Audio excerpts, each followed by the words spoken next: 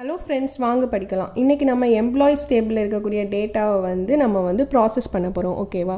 First என்ன பண்ணுது, select கொரி எதுக்கு யூஸ் பண்ணுவோம்?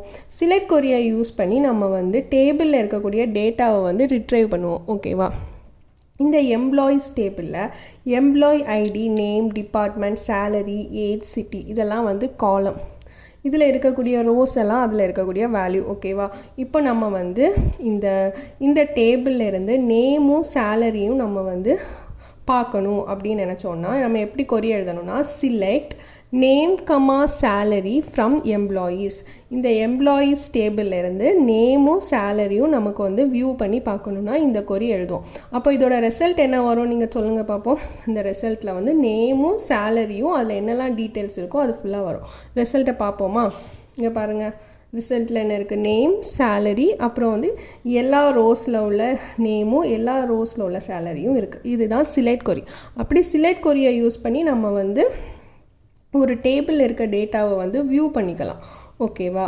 இப்போ சிலெக்ட் டிஸ்டிங்க்ட் அந்த கொரி நம்ம எதுக்கு யூஸ் பண்ணுவோம் அப்படின்னா, யூனிக் வேல்யூஸ் நமக்கு கிடைக்கிறதுக்கு. அதாவது இப்போ ஏதாவது ஒரு காலமில் டியூப்ளிகேட் வேல்யூஸ் நிறைய இருக்குது அப்படின்னா நமக்கு யூனிக்கான வேல்யூ மட்டும் பார்த்தா போதும் அப்படின்னா நம்ம சிலெக்ட் டிஸ்டிங்க்ட் அப்படிங்கிற கொரி யூஸ் பண்ணிப்போம். ஓகேவா? எக்ஸாம்பிள் பார்க்கலாமா? என்ன கொடுத்துருக்கான், select distinct department from employees. இந்த எம்ப்ளாயீஸ் டேபிளில் டிபார்ட்மெண்ட் பாருங்கள் என்னெல்லாம் இருக்குது, IT, HR, IT, sales, HR. அப்போ இதில் டிபார்ட்மெண்ட் ரெக்கரிங் டிபார்ட்மெண்ட்டாகவே இருக்குது. அப்படி தானே? இல்லை டியூப்ளிகேட், அதாவது அக்கரானது வந்துகிட்டே இருக்குது. ஸோ இப்போ நம்ம டிஸ்டிங்க்டான டிபார்ட்மெண்ட் மட்டும் பார்க்கணும் அப்படின்னா சிலெக்ட் டிஸ்டிங்க்ட் கொரி வச்சு நம்ம எழுதினோன்னா இதில் என்ன வரும், டிபார்ட்மெண்ட்டில் இருக்கக்கூடிய யூனிக்கான வேல்யூஸ் மட்டும் வரும். அப்போ இதுக்கு என்னெல்லாம் ரிசல்ட் வரும்னு சொல்லுங்கள் பார்ப்போம்.